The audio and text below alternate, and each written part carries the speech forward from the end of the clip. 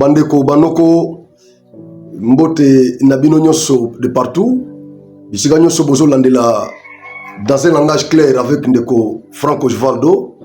Bandeko nyonso Yangola, Benguela Malangi, Mbanza Congo, Ouiji, Makela Duzombo. Bino nyonso bokomela nga de temps en temps, obosala ba commentaire na ba émission na biso. Et permettra biso tant bosala ba commentaire ozo komape place oyo zali. Ezo permettre biso koyeba quand même bamboka oyo eza kolanda biso massivement. Voilà pourquoi na ba émission na biso to boaka bamboka wana parce que nous serons pas vraiment kotanga mutu moko moko. C'est un grand travail. Mais toko sangisa quand même abonné ya mboka moko boye. Oba sala ba commentaire ebele na ba émission na biso. To boaki mboka wana c'est-à-dire na ba congolais tout. Oba za na mboka wana ba komi retrouver na libanga wana. Donc eza ndenge wana. Voilà pourquoi natanga tanga ba kombo ebele za ba mboka o na monaka ezongaka trop na ba émission na ngai. Nde ba mboka o na boka petro. O peso bakisama pe tozo continuer pe ko boka yango. Et ça la mon plaisir que bandeko moko baza quelque part bazo landa dans un langage clair avec ndeko Franco Osvaldo et na se bazo signaler na ba commentaire ba komi peza ba signaler. Ça la pena plaisir. Ozo moda. Donc ezo permettre biso ko yeba bisika oyo ba kongomani bazali kolanda biso. Na Suède balanda biso na Bundesi na mona ba commentaire belé surtout Afrique du Sud, surtout Angola, Paris, n'en parlons même pas. Paris, n'en parlons même pas. Donc, ils ont parlé de Bamboka, Bazolanda biso trop. Belgique, Canada, Pelissus, Canada. Nazomo na bozo zonga trop. En tout cas, merci beaucoup. Na Congo awa Kisangani, Nakini, surtout Bananjili, Bananjili, Baolanda biso trop. Na omo na bino pina donc wana bato bafunga na Tongo masolo mikili. Na Tongo bandiloa. Ici, tu as bien tout le ndiloa. Merci. Au bazana poto, bazana kini, partout. Et si vous avez un bozali, ici, tu as parce que nous avons bino trop bozo gelanga trop. Bana Sudaf. Ici, tu as donc bino tout kasumbale sa bino nyonso. Ici, tu as bino ngwana. Merci beaucoup. Bandeko masolo ya Joseph Kabila. Cérémonie ya levée des immunités. Ya Joseph Kabila paie autorisation de poursuite. Ya Sénat. Ils ont continué avec des frais chroniques na mboka na biso. Moi biso to tika yango exacte parce que chaque jour il y a toujours des éléments nouveaux. Je dis une commission spéciale a été créée au Sénat pour statuer sur ces dossiers-là. Et commission spéciale wana ezalaki kaka na 72 heures pour baya ko soumettre rapport na bango dans l'assemblée plénière. Commission spéciale va souhaiter qu'auditionner auditeur général Yafar DC lundi à Lelo, Makambo et Balouki. Ils sont tous à cause de la commune Joseph Kabila devant l'auditeur. La justice militaire baza ko sambisaye. Biso tozo zela ba spectacle wana te cher Christophe Lutundula. Nga motema na nga ekitaki tango na yokaki ke Christophe Lutundula nde muto zo chapeauter commission spéciale. Oyo eza constatué sur les réquisitoires de l'auditeur général de FARDC. Motema na nga ekitaki, je m'étais dit comme c'est Christophe Lutundula qui est là. Nazara mingi na confiance na viwana. Namona kependa as un esprit à lumumbiste, as un vrai lumumbiste. Namona viana as un esprit penda lumumba donc nationaliste Christophe Lutundula. C'est parmi les politiciens au quand même na sepela na bango ba leader politique on a lingara tout ça. Alors tant na yokaki que vie azali kolo ya commission wana nazaki na moi esengo nazaki na kimia, je m'étais dit quand même tokozwa résultat ya malamu. Mais si koyo na oyo tokomi komona côté bokomi komema biso, ça s'appelle dilatoire. Donc bokomo le qui c'est la biso temps. Biso tozo c'est la rapport na bino ezonga na assemblée plénière. Bo confirmer soki plénière na bino eza na makoki. Il y a constatué na demande, il y a auditeur général. Qu'on lève immunité à Kabila, peut autoriser auditeur général à poursuivre Joseph Kabila. Loko la aza na cavale, a koki ko procéder même par défaut, ba condamné. C'est tout ce que nous attendions. Mais à notre grande surprise, la commission spéciale babengi auditeur oyo atindeli bango réquisitoire. Le bureau est censé communiquer avec le pouvoir judiciaire par les réquisitoires. Précisément avec les parquets, c'est par les réquisitoires. Donc, parquet, ils ont saisi le bureau par un réquisitoire. Quand c'est un bureau, va soumettre demande à l'Assemblée plénière, va autoriser poursuite judiciaire à l'endroit. Il y a parlementaire au hasard poursuivi, va lever immunité naïe. C'est ça. Mais les Losikoyo, Makambo et Balouki, c'est comme si la commission veut compliquer les choses ou veut retarder les choses. Le fait pour cette commission de souhaiter que l'auditeur général se présente là-bas pour qu'il soit auditionné, ça pose un problème. Auditeur assis à Komelidino, à motiver réquisitoire d'ailleurs, à énumérer les faits, que Kabila a poursuivi. Il les a énumérés là-bas. Madame la rapporteure ya Sénat a tangé la biso réquisitoire wana. Ba Congolais nyonso bayoka ki yango. Tout ce dont l'auditeur a besoin, et ça y a copé, ça y est, Joseph Kabila, y est auditionné, y est. Nous sommes dans un état de droit. Instruction préjuridictionnelle, et koloba condamnation TI. Et ça, condamnation TI. C'est-à-dire Kabila doit se présenter là-bas, tout comme peut bakoki ko l'a fait hier dans les cambo peut filmer Sili. Pourquoi bandeko ya Kabila baza trop agité? Pourquoi vous êtes trop agité? Pourquoi vous êtes trop agité? Et c'est le quoi bandeko Matata Pogno, et c'est le quoi la fan ya Matata Pogno, ils sont trop agités. Leader Nabino, azana bavoka. Azana ba preuve ya ke aza impliqué na détournement. Mais bazo lukaye na justice, il y a azo créé les biso ba dilatoire. Matata Pogno. Azo lingate dossier ke na fonté. Bazo nga ba étouffer dossier à partir de la forme. Ba retarder yango. Ta le cas ba congolais ba bosana.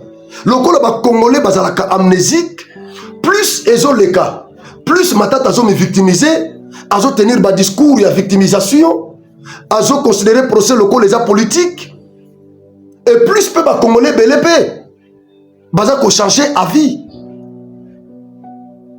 Baza ko changer avis, bazo on dirait gouvernement ou bien Tshisekedi ndazo lukamutu ya Matata Pogno.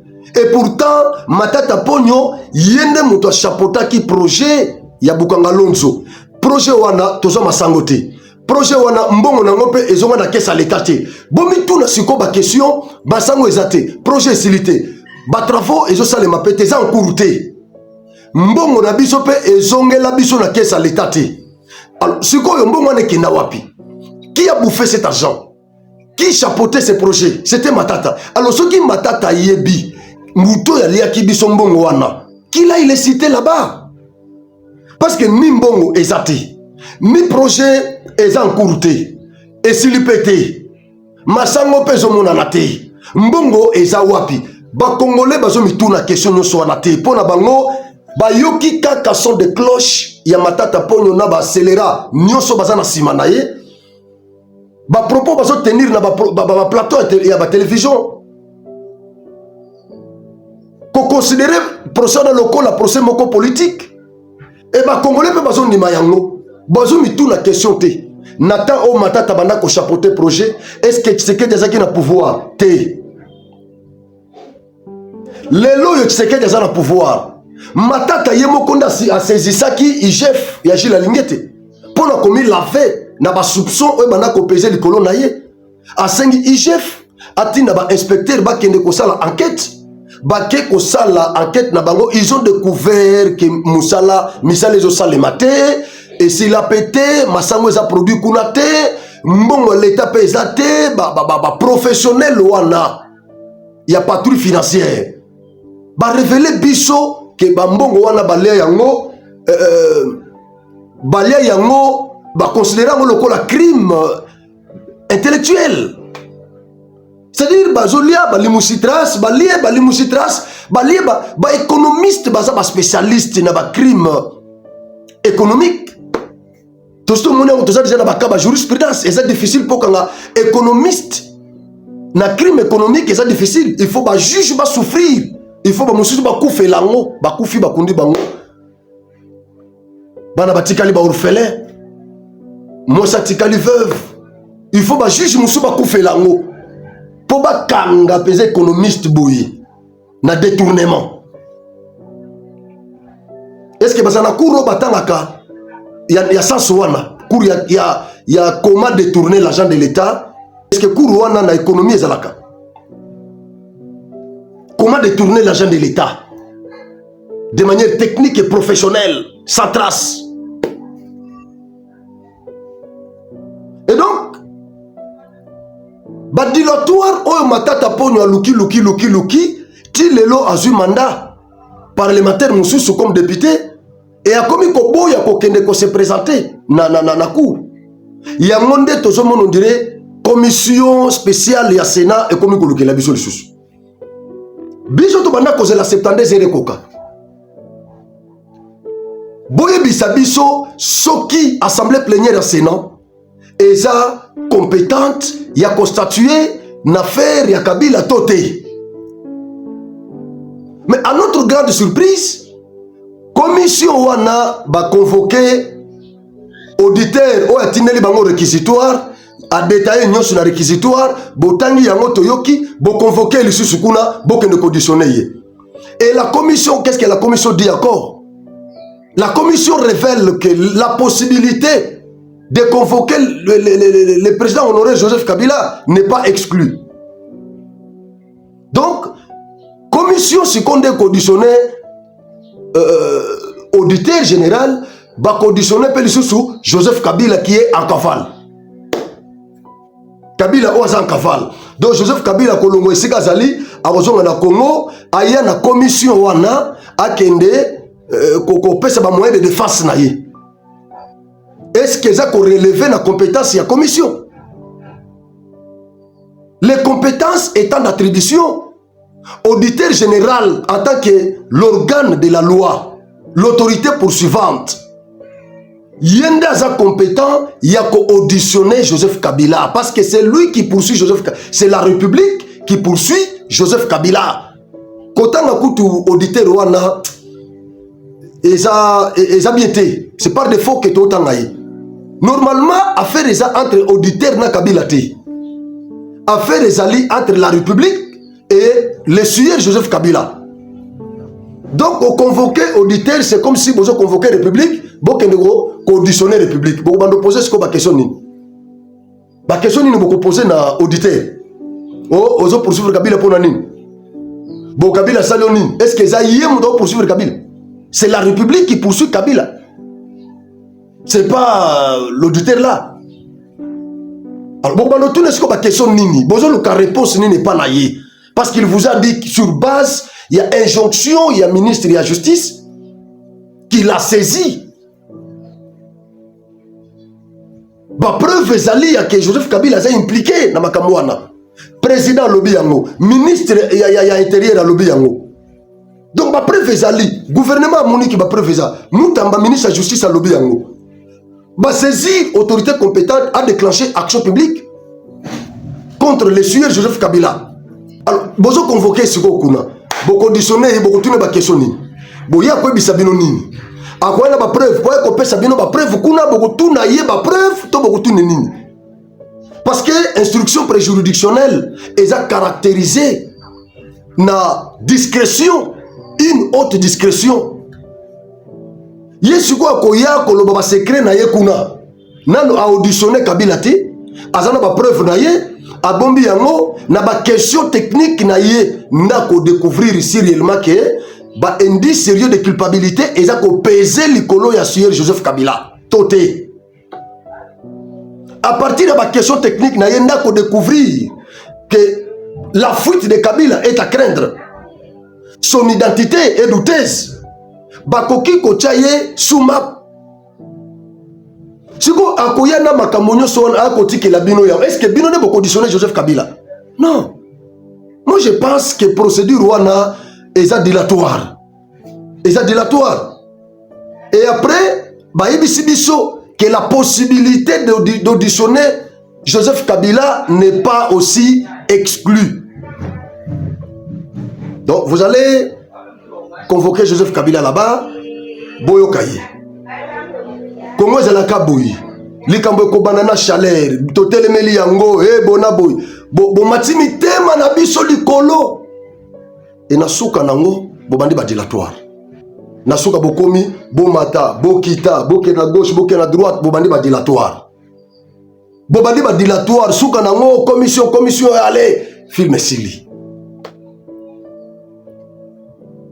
Toza na bino awa, na ebisaki bino lobi na live. Bandeko wana, bakosili sa dosa Kabila kunate, parce que na plénière wana bakozwa l'arte. Bien que Kabila yé pas kocha balar l'art kotambola na ba faire ya bonde ba parlementaire baliaka l'art bakoki jamais kopé sabiso mutu ya Kabila na plateau soki un la rezate et soki deux to sali bango pression te soki totali bango kana miso kaka boye ces gens bakoki kopé sabiso mutu ya Kabila na plateau te. Et donc loko la Kabila na batu na ye bakocha lar eyebani ke lar ekozala soki basi bazumi wana eza mokeme lar ekoya bakolia lar biso pe côté na biso réveillons-nous congolais to surtout na pongi il s'agit de notre république. Pourquoi bandeko bato baza na sima Joseph baza agité? Pourquoi ils sont agités? Pourquoi ils sont agités? Ceux Kabila sont innocents. Pourquoi ils sont agités? Lobi na yebisa kibino awa. Réunion stratégique. Oyo et Salemaki na Togo. Président togolais, nouveau médiateur. Bien que ça n'a passe-temps. Ils ont aventure pam pamba. Dossier makambo malonga ils na Washington. Kalatea a déjà solution comme on a. Ba remettre boulot ça remettre bango déjà projet d'accord. O bango ba sali. Na ba technicien des partis. Va remettre bango déjà. Donc les 15, je crois les 15 juin, signature il y a accord de paix durable et co-signamé na Washington. Alors masolo ya Batogo, masolo soki ya wapi nyonso eza passe-temps. Mais quand même na réunion stratégique wana, président togolais a invité qui ancien président où était Joseph Kabila. Et pourtant il y a un ancien président, il y a pays où ils ont agressé. Pays où ils ont des problèmes. Mais lui-même n'était pas invité. Il n'était pas invité. Il devait être là normalement à expliquer Bango parce qu'il a une connaissance expérimentale. Il y a Makambo sur le Congo à expliquer Bango vérité. Mais pourquoi inviter le président de pays Moussoussou où il y a Bisso à Kété? Et ça déjà indice où le Bonto il est impliqué. C'est que Bango Bayebi que Joseph Kabila a impliqué. Il n'y a que Batu peut perdre. Il n'y a que Bakabiliste il n'y a que Bango. Nalandi Barnabé nani Barnabé soki minyangalo le monsieur là yépe nationalité ça douteuse bakanga ki ya muto loba ki facha ko liambuma azo mi considérer le roi kabiliste azo loba non okanga Kabila eza déjà jurisprudence donc il faut servir oya ko ya po a poursuivre petit Tshisekedi. Des poursuites contre Joseph Kabila, l'ancien président. Toute la science. Non, pour moi quelle appréciation? Non, c'est la phase à maturité. Pour moi, ça ne me... Il s'agit d'une bonne jurisprudence. Une bonne jurisprudence. Kabila, lui, il a eu la grâce et la chance d'être poursuivi en étant à l'étranger. Peut-être les autres seront poursuivis en étant au Congo. Parce que ce qui est fait là, c'est gravissime en termes d'approche. Il ne vous a rien fait, il a cédé le pouvoir, il vous a tout donné. même les cadres, il a donné, il a même refusé de participer aux élections. Le PPRD n'a même pas fonctionné. Pendant les 7 ans, aucune marche, ni conférence de presse. Il a demandé, taisez-vous, blackout, tableau noir, laissez-les diriger. Nous serons les derniers à quitter le bateau de la démocratie. Laissez le président diriger. Et les kabylistes se sont tués. On ne fait que prodiguer des conseils. Mais curieusement, vous allez négocier avec l'M23, prétendant que c'est lui qui est là. Mais entre-temps, à Doha, il n'a pas de délégué. Il n'a pas de représentant là-bas. Parce que je pense que si Kabila doit envoyer des délégués, je ferai partie. Moi, je suis à Kinshasa. Donc, fermer les portes. Encore un ministre jeune, hein, le ministre de l'Intérieur, qui ferme les PPRD. Bon, l'autre jeune, un ancien, nous, quand on commençait, quand on prenait la ville de Kisangani, il était à la maternelle. Tu vois, ce sont des jeunes que nous avons cru qui pouvaient avoir de la bonne expérience. Même celui qui ferme les chaînes de télévision, il y a pas longtemps. En fait, ça n'augure pas un bon avenir. Imagine. Alors, écoute, Kabila, j'ai la chance, il y a besoin poursuivre les Libanais à Congo. Mais bah, monsieur, c'est pas pour poursuivre Bango, Bazana Katia Congo. Donc, azo bois que la Tshisekedi bacheton. Écoutez, Tshisekedi mandat ne soit que Sili. C'est un démocrate. Moutoua qu'on a pouvoir Rwanda. Tshisekedi a connu qu'on l'a été. Parce que Tshisekedi aime le Congo. Tshisekedi a causé les panaya Vandi. Bazo consulter. Et pour votre information, Tshisekedi soka longi bitumba oyo. À côté de la référence en Afrique. À côté de la référence en Afrique, bako utiliser Tshisekedi dans la structure africaine, même internationale. Bako utiliser Tshisekedi. Kabila est là. Bako utiliser té. Parce que Yemoko Assimi Minduki, Azo Tangisa Makila, ba Congolais, a cédé pouvoir, oui, na pression, il y a la communauté internationale, na ba Congolais. Et ils ont la volonté à Kabila té. Ils ont la volonté à Kabila té. Et après, pouvoir naye à Kewapi, na rébellion. Tous ces chefs d'État, ils sont au courant de ça. Voilà pourquoi ils ont invité là-bas, réunion stratégique en Denouane. Mais Tshisekedi ne fera pas ça, Barnabé. Tshisekedi ne fera pas ça. Kabila est poursuivi pour avoir perpétré les crimes de guerre, crimes contre l'humanité. Et ça, c'est un crime imprescriptible, c'est un crime qui relève de la compétence de la CPI. Même ceux qui disent qu'ils poursuivent. Mais CPI a poursuivre. L'Onabino Yakiono, ceux qui, à ce président, a commettre des crimes relevant de la compétence de la Cour pénale internationale. La juridiction na biso awa nde ezana koki ya ko poursuivre. Bo exclure juridiction internationale. Mais biso donc osambisa Kabila. Tshisekedi d'après mandat na ye a continuer à soutenir le président ou à cause de la place à cause de la consultant. Je pense que Tshisekedi à cause de la consultant. En cas de problème, parce que Rwanda c'est un vaccin. Je ne sais comment m'attraper Moutou. Félix Ndé a aidé le président à la place. C'est ce que Kabila devait faire. C'est ce qui allait être jurisprudence dans ce pays. Ne l'ayant pas fait. Donc, vous n'avez pas une leçon à nous donner. Vous n'avez aucune leçon à nous donner. Quant à ça. Kabila Simbi touche. Batutu va soutenir Kabila, Balingi République côté. Et Bolanda Batunyoso va soutenir Kabila. Ce sont ces gens-là qui n'ont jamais condamné Kagame, qui n'ont jamais cité Nanga dans leur bouche, qui n'ont jamais cité même tous les massacres au bazo perpétrés dans l'Est. Les loyo, toza na bino, tozo matato, kitato, keba boulot, to dame, banini, tout. Lobby culte action de grâce, c'est Salami na Goma. Nanga a organisé culte action de grâce. Ba fêter victoire na bango, et ça l'est déjà, ndenge ba boto la fille na Goma. Et ça, il y a déjà 4 mois, on va contrôler Goma. Bah, organiser culte et action de grâce, bah, fêter. Mais ce qui est choquant dans ça, c'est quoi? C'est lorsque les prédicateurs na culte wana azote na Kinyarwanda. Est-ce que Boibi yango? Est-ce que Bolanda Kiyango? Les prédicateurs a prêché na Kinyarwanda. Na culte wana penza, bah, tu interprètes à Swahili. Bazui prédicateur ya Rwandais, yé mutouate na Kinyarwanda. Nanga nous a dit ici que Kinyarwanda est une langue nationale. gouverneur na bango ya Sud Kivu alobaka na Kinyarwanda e ayebisa bino ke ngai na koloba na Kinyarwanda na koloba na Swahili te français te na koloba na Kinyarwanda na anglais ngo pe bayeba kango bien te ba rwandais bakima francophonie bakena na anglophonie na français bayebi yango sou bien te na anglais ngo pe bayebi yango te donc bakomi ndenge wana. Mais ces gens-là vous parlent le Kinyarwanda à Goma et ils l'ont légalisé. Donc ils veulent rwandaliser le Kivu. Nanga Azotal. Bertrand Bisimwa. Toko comprendre Bertrand Bisimwa. Parce qu'il y a 50, Mouchi 50 Rwandais. Willy Ngoma Oyo, c'était Rwandais les messieurs. Malgré l'ingala bakanza o alinga kolobaloba tout ça, c'était Rwandais Willy Ngoma. Mais Nanga nde oyaza Congolais na biso. Nanga c'est un Congolais. Na djembela kananga parce que Nanga c'est un Congolais 100% Congolais. Siko pourquoi Nanga zomona biloko na nyonso zolobate? C'est comme pour dire que ce n'est pas Nanga qui gère cette agression.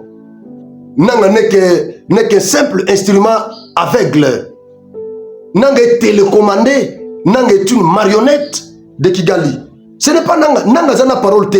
Tango bazobo maba Congolais. Bosi boyoka Nanga a condamné yango. Bosi boyoka Kabila a condamné yango.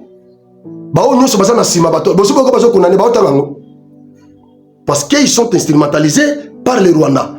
Donc ceux qui ont condamné les gens ont attaqué Kigali. Et à Bako rejeté, Bako bêté Massas n'est vice-gouverneur à Kofi.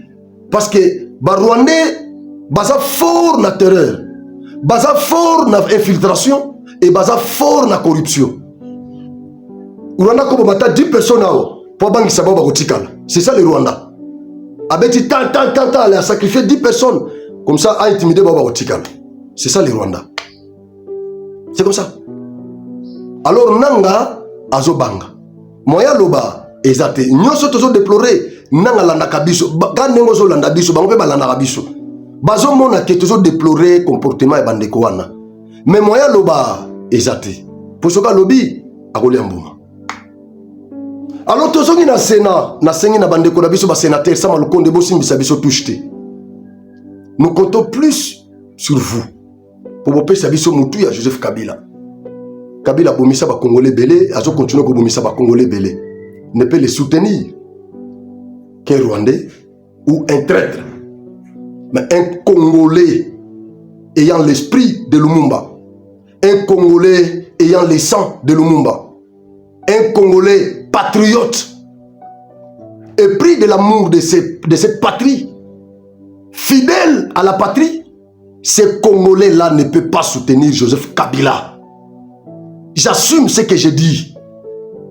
Tous ces scélérats-là qui soutiennent Joseph Kabila à longueur de journée, la plupart ont des nationalités douteuses.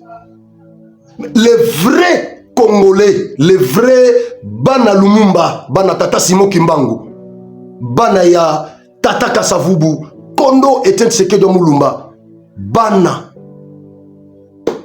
ya Congo, ba vrai banoko, o bazana makila, ya wazalendo numérique, na kati na bango, ba koki jamais, je dis bien jamais, au grand jamais, qu'on soutenir Joseph Kabila, ou qu'on s'attaquer dans l'institution, ou qu'on poursuivre Joseph Kabila, jamais. Donc, attends dans les commentaires, tous ces gens-là qui nous insultent, bazo finga gouvernement, ou bazo finga bazo soutenir poursuite contre Joseph Kabila, tous ces scélérats-là ont des nationalités douteuses. Ou soit ils sont corrompus par les Rwandais. Congolais, mais dépravés, corrompus. Mais vrai Congolais, jamais. Bisso, tozo zela Joseph Kabila, a la poursuivi. Nazo rappelé bino principe, ou ils ont motivé Bisso. Le salut du peuple, c'est la loi suprême. Ceux qui ont moni juriste wa koyela yona ba théorie belé o elekelio niveau ko kene musikate po akobimiselo ba théorie juridique belé ego lekela yo parce que otanga droite zongi seka kana principe bamba ekaka principe wana bokanga principe wana mituna bino. C'est sur base de ces principes là que nous poursuivons Joseph Kabila. Nul n'est au-dessus de la loi. Nous sommes dans un état de droit. Tout le monde a un juge naturel. Et donc, les principes qui nous servent de socle de cette procédure et selon lesquels la loi, les saluts du peuple, c'est la loi suprême. C'est la loi suprême. Tout ce que nous faisons, c'est la loi suprême qui est même au-dessus de la Constitution. Ouais. Donc, il faut respecter scrupuleusement la Constitution, mais ça sert à quoi? Ça sert à quoi? Vous protégez les Congolais parce que vous voulez respecter scrupuleusement la Constitution ou la loi spéciale. Dites-moi, ça sert à quoi? Ça sert à quoi? Vous êtes dans un état de droit où les Congolais sont disséqués, les mamans sont violées, les enfants sont orphelins. Un Congolais, un Congo comme ça, et qui peut accepter de vivre dans un pays comme ça et continuer à protéger les criminels qui tuent ces Congolais-là au nom de la loi, au nom d'une loi, certaines lois spéciales, la loi portant les statuts des anciens présidents. Au nom de cette loi, vous voulez scrupuleusement respecter cette loi, mais entre-temps, il y a des Congolais dans l'Est qui sont violés, les mamas qui sont violés, et ils sont même contaminés de sida, des maladies sexuellement transmissibles. Il y a des enfants qui sont orphelins. Il y a des hommes aujourd'hui qui n'ont même pas de maison, ils passent à la belle étoile. Il y a des cas comme ça dans l'Est. Il y a des cas comme ça dans l'Est. Mais vous continuez à protéger un individu qui est cité, sur qui pèsent des indices sérieux de culpabilité. Mais vous continuez à protéger, vous voyez ces gens, et tous ces gens qui les protègent là, qui les défendent, sont des professeurs, des scientifiques, l'élite intellectuelle, l'élite politique. Ce sont ces gens qui protègent Joseph Kabila, qui défendent Joseph Kabila à un bon français. Ils ont des termes, ils ont des mots. Avant de venir sur le plateau, ils consultent les lexiques, les dictionnaires français. Ils montent sur le plateau pour nous épater avec des mots, juste pour défendre Joseph Kabila. Mais entre-temps, nous avons des Congolais qui meurent dans l'Est. Hein? Il y a des maisons qui sont brûlées, les familles, des maisons qui sont incendiées, des familles qui sont brûlées vives dans l'Est. Qu'est-ce que vous en faites? Qu'est-ce que vous en dites? Beaucoup de gens ont un plateau, il y a la télévision, pour défendre quand même. Les Français nous sont anglais nous sont nous sommes qui négocient le Conseil de sécurité des Nations Unies. Mais bien nous sommes français, on a anglais, nous sommes lingala ba kanza nous sommes bolobaka. Bon on a plateau na biso pour défendre ba victime ya motema mabe ya Joseph Kabila. Ça offusque, ça choque. Tout nous sommes le bilan makambo bande quoi naté o yazo ya ono ngana za opposant na bunde la peuple, ya maniaku mbendre.